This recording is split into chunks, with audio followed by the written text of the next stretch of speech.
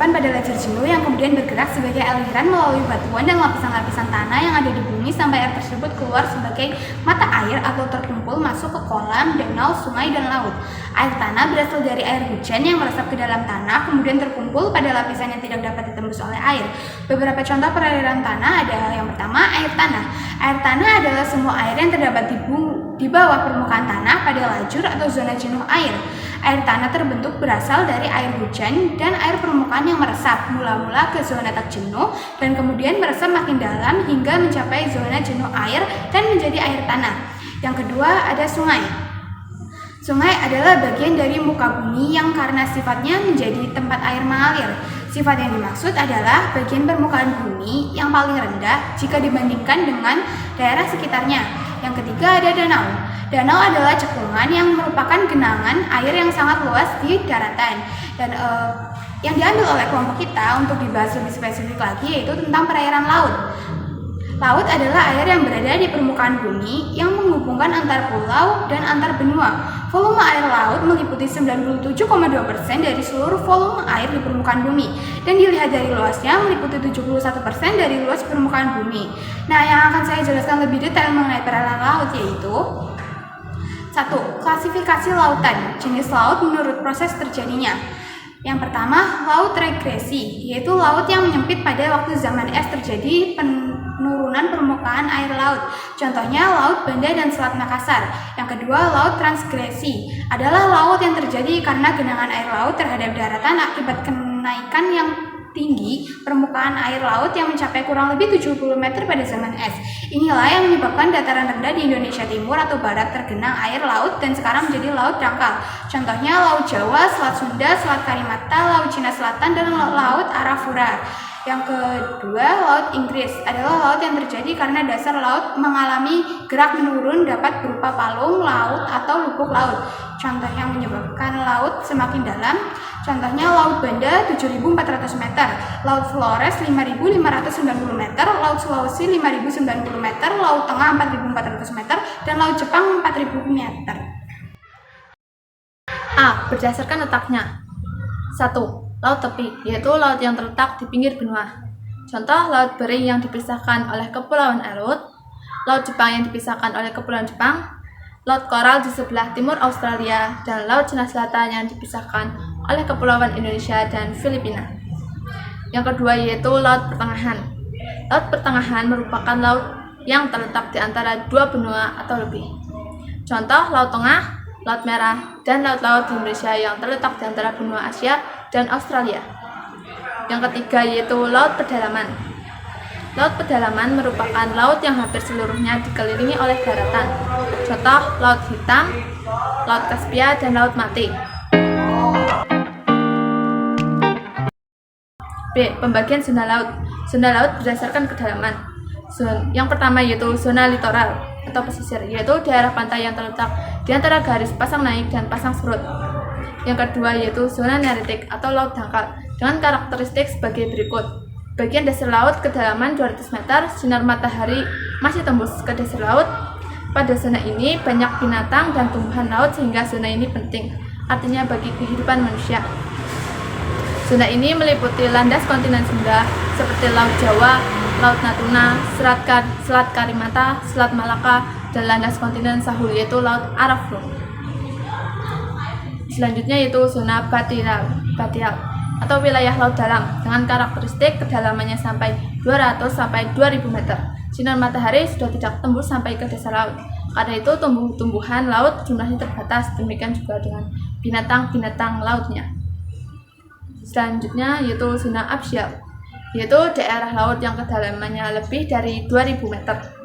Zona laut berdasarkan wilayah kekuasaan suatu negara atau Indonesia.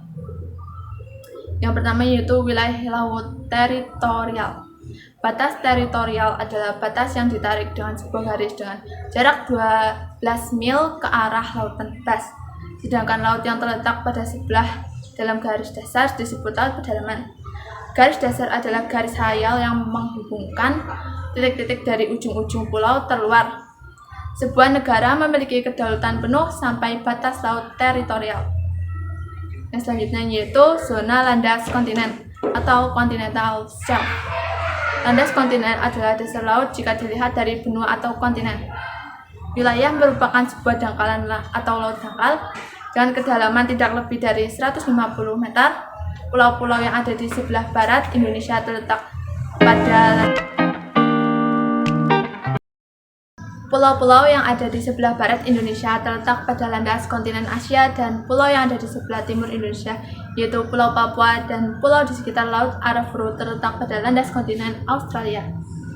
Selanjutnya yaitu batas zona ekonomi eksklusif atau ZEE. Batas zona ekonomi eksklusif adalah batas dengan jarak 200 mil dari garis dasar ke arah laut bebas. Ditetapkan melalui UU Nomor 5 Tahun 1983 dan UU Nomor 17 Tahun 1985.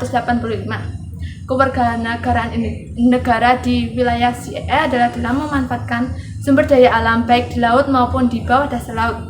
Negara bersangkutan memperoleh kesempatan memanfaatkan sumber daya alam di laut maupun di dasar laut.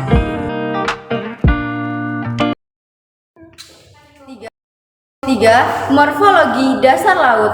A. Paparan benua. Paparan benua adalah dasar laut yang landai terhampar di tepi benua dengan kedalaman rata-rata 200 meter.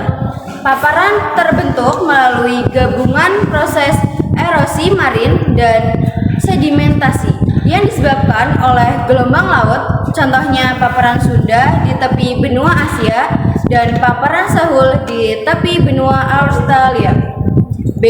Lereng benua merupakan penurunan dasar laut yang terjadi secara mendadak di perbatasan landas benua dan laut dalam.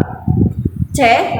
Basin atau lubuk laut dan atau disebut ledok laut adalah dasar laut yang terbentuk cekungan, potongan, melintangnya, terbentuknya huruf U karena memiliki tebing yang curam dan dasar yang mendatar dengan kedalaman mencapai 5.000 meter, misalnya Lodok Sulu, Lodok Sulawesi, dan Lodok Banda. Selanjutnya, palung laut adalah dasar laut yang terdalam, tepinya terjal dan sempit memiliki kedalaman lebih dari 5.000 meter, bentuk memanjang dan memotong, melintangnya seperti huruf F, misalnya palung laut di sebelah barat Pulau Sumatera dan palung Mindanao di Filipina. Gunung laut, gunung yang muncul dari dasar laut, misal Gunung Krakatau di Jawa Barat. Selanjutnya, punggung laut adalah deretan pegunungan dasar laut yang munculnya tidak mencapai permukaan laut, disebut juga dengan ambang laut, misal ambang Sulawesi yang berada di antara cekungan Sulawesi dan Samudra Pasifik. Selanjutnya, guyon merupakan bekas gunungan api yang puncaknya datar dan tenggelam karena tererosi. Selanjutnya, atol adalah puncak karang di laut yang bentuk menyerupai cincin yang besar. Pematang samudra atau disebut ridge adalah dasar laut yang dangkal, memanjang dan sempit serta di kanan kirinya terdapat laut dalam. Contoh pematang samudra di Samudra Pasifik dan Samudra Atlantik.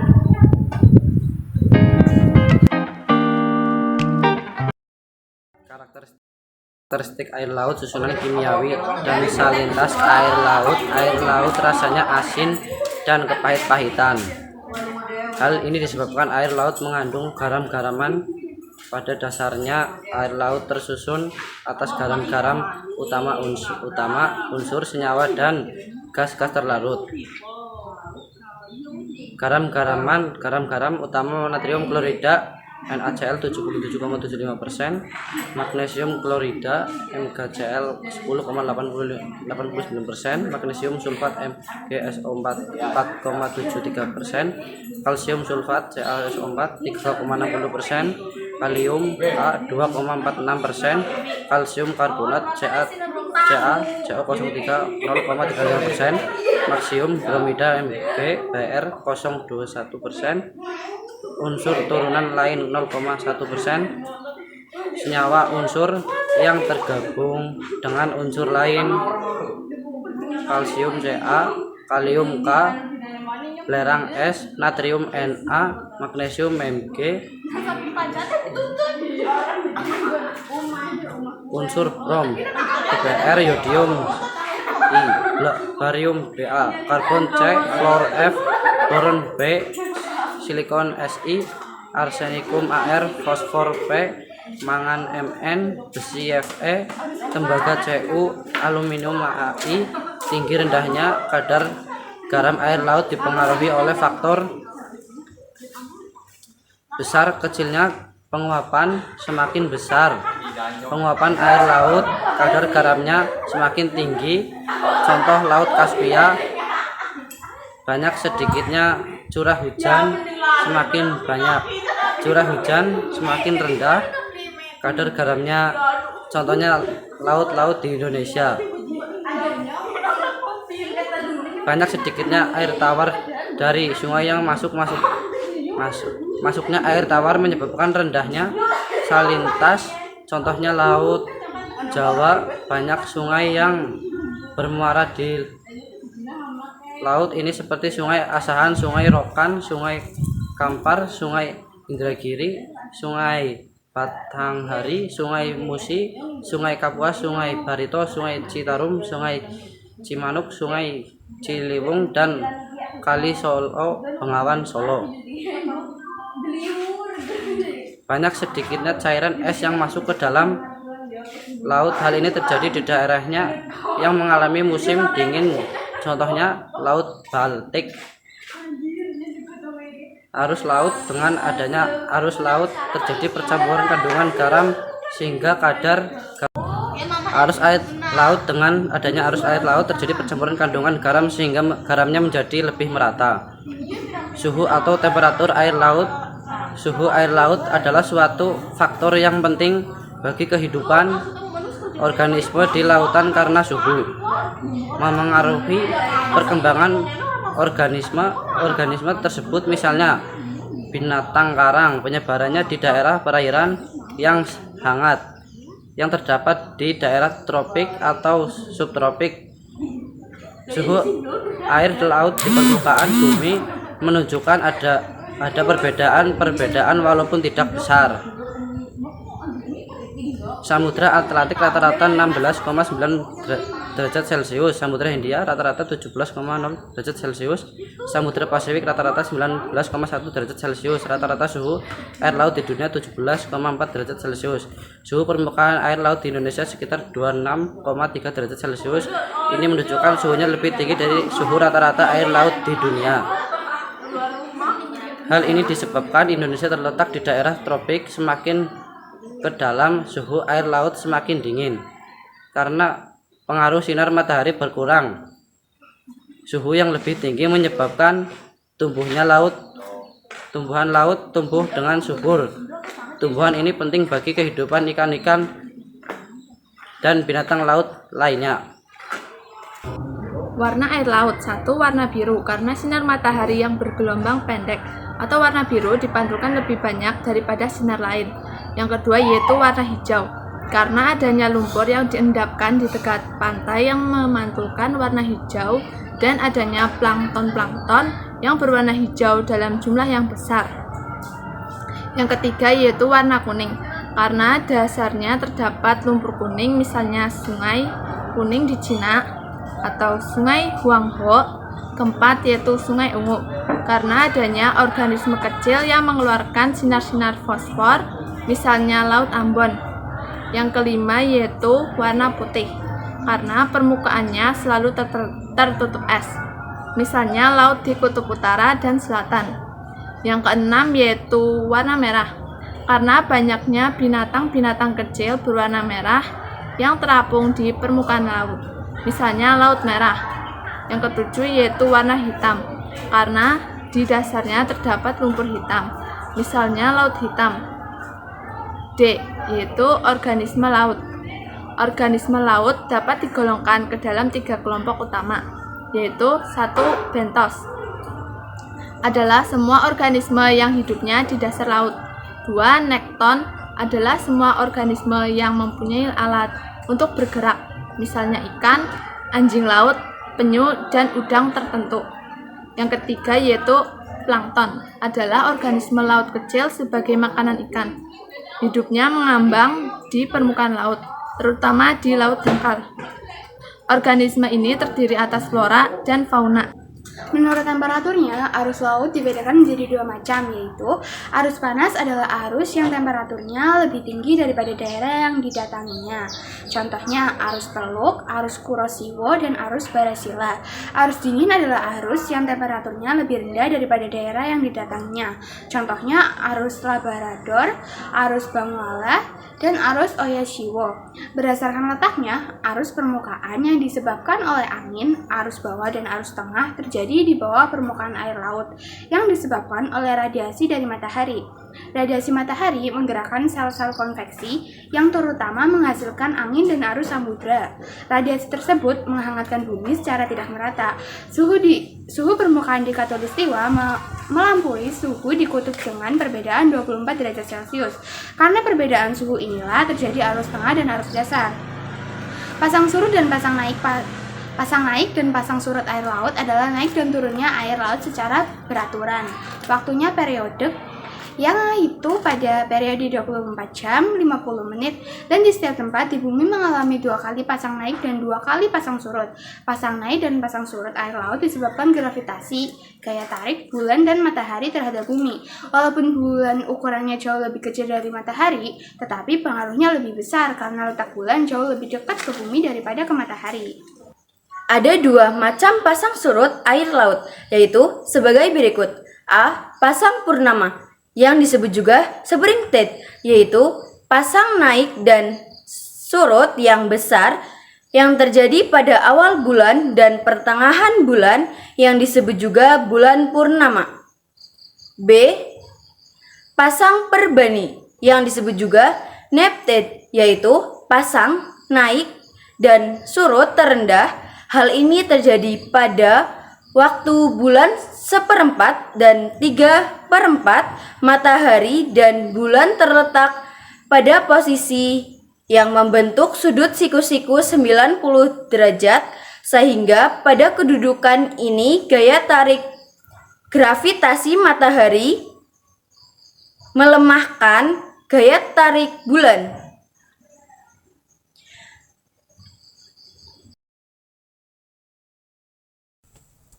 Selanjutnya berikut adalah beberapa bentuk pencemaran perairan laut. 1. Limbah industri. Limbah dari proses produksi industri seperti logam berat, bahan kimia beracun, dan zat-zat berbahaya lainnya. Kedua yaitu limbah domestik. Limbah dari rumah tangga seperti deterjen, limbah organik, dan bahan-bahan kimia lainnya yang dibuang ke saluran pembuangan atau sungai yang akhirnya mengalir ke laut. Yang ketiga yaitu limbah pertanian seperti pupuk, pestisida, dan limbah organik dari pertanian yang mencemari perairan laut melalui aliran air hujan. Yang keempat yaitu pencemaran plastik, yaitu sampah plastik baik berupa besar atau yang mikroplastik yang tersebar di perairan laut dan mengancam kehidupan laut. Plastik bisa mematikan hewan laut yang memakannya dan merusak ekosistem laut. Yang kelima yaitu pencemaran minyak, yaitu tumpahan minyak dari kecelakaan kapal tanker, platform pengeboran, atau kebocoran fasilitas industri yang dapat menciptakan lapisan minyak di permukaan laut, mengotori pantai, dan meracuni makhluk hidup di dalam air. Yang keenam yaitu pencemaran termal, yaitu peningkatan suhu perairan laut akibat pembuangan limbah industri atau pembangkit listrik yang menggunakan air laut sebagai pendingin, dapat mengganggu ekosistem laut dan memicu perubahan iklim yang lebih luas. Ketujuh yaitu pencemaran mikrobiologis, termasuk pencemaran oleh bakteri, virus, dan mikroorganisme patogen dari limbah domestik atau industri yang dapat menyebabkan penyakit pada makhluk hidup yang tinggal di perairan laut dan manusia yang berinteraksi dengan air laut yang tercemar. Kedelapan yaitu pencemaran radioaktif. Limbah radioaktif dari instalasi nuklir atau aktivitas industri lainnya yang dapat mengakibatkan kontaminasi radioaktif di perairan laut, membahayakan kehidupan laut dan manusia.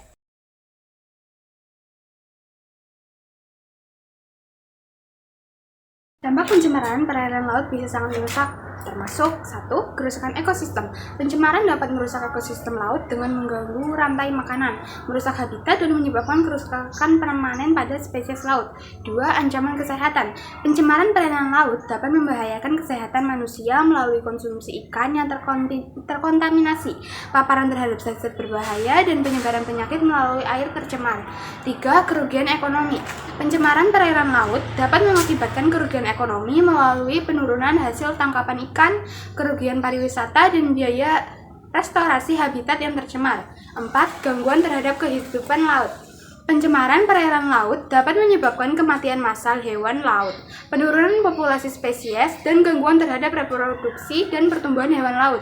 Pencemaran perairan laut merupakan masalah global yang memerlukan tindakan koordinasi dan upaya bersama dari berbagai pihak untuk mengatasi dampaknya dan melindungi lingkungan laut. Manfaat perairan laut akibat pertemuan arus laut panas dan dingin menyebabkan banyak plankton yang merupakan bahan makanan ikan sehingga daerah ini merupakan daerah peningkatan ikan. B.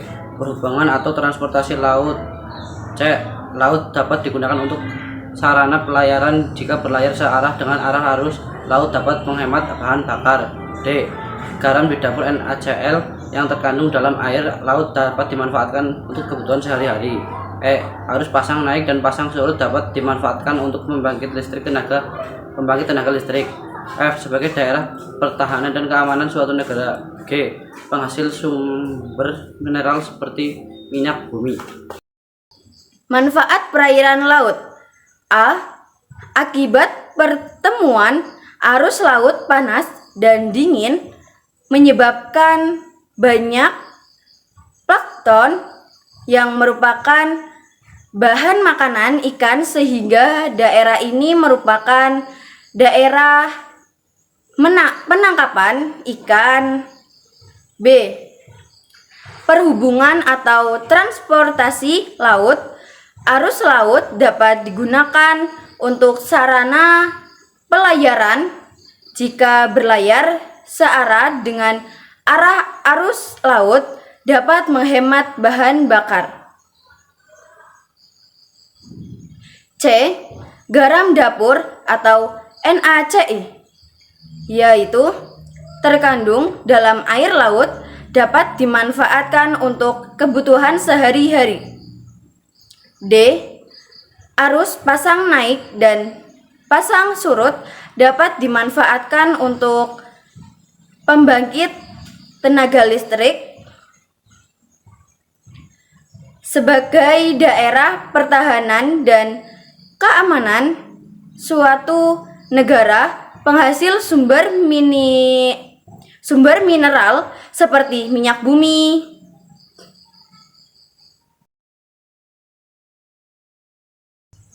Pemanasan global atau global warming adalah suatu bentuk ketidakseimbangan ekosistem di bumi akibat terjadinya proses peningkatan suhu rata-rata atmosfer, laut, dan daratan bumi. Suhu rata-rata global pada permukaan bumi telah melonjak 0,74 plus min 0,18 derajat Celcius atau 1,33 plus min 0,32 derajat Fahrenheit dalam 100 tahun terakhir. Pemanasan global terjadi karena aktivitas manusia meningkatkan jumlah gas-gas rumah kaca di atmosfer seperti karbon dioksida atau C2O, metana atau CH4, dan nitrous oksida atau N2O. Ketika matahari memancarkan sinarnya ke bumi, sebagian besar energi tersebut diserap oleh permukaan tanah dan laut. Sebagian energi itu kemudian dipantulkan kembali ke atmosfer dalam bentuk radiasi panas. Gas-gas rumah kaca bertindak seperti selimut yang menangkap radiasi panas ini dan mencegahnya lepas ke luar angkasa, sehingga meningkatkan suhu global. Pemanasan global akan membuat suhu dan keasaman air laut meningkat. Kedua, hal ini akan membuat terumbu-terumbu karang mengalami pemutihan dan lama-kelamaan akan merusak, bahkan hilang. Rusaknya terumbu karang akan membuat ekosistem laut menjadi tidak seimbang, serta flora dan fauna laut akan mati.